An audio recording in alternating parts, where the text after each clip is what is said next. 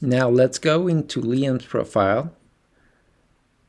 This is where you're going to have all your user account information in one place. Since Liam it's a new user on the platform, there is a profile completion wizard, which is going to access right here. And this allows you to complete any missing information, whether it's your province, type of competitor that you are, the kind of skills that you provide, and even some of your social media profiles. Now you can also provide your own profile picture, your cover photo. None of this is mandatory, but it's something that we truly recommend for you to be easily found by other people on Global.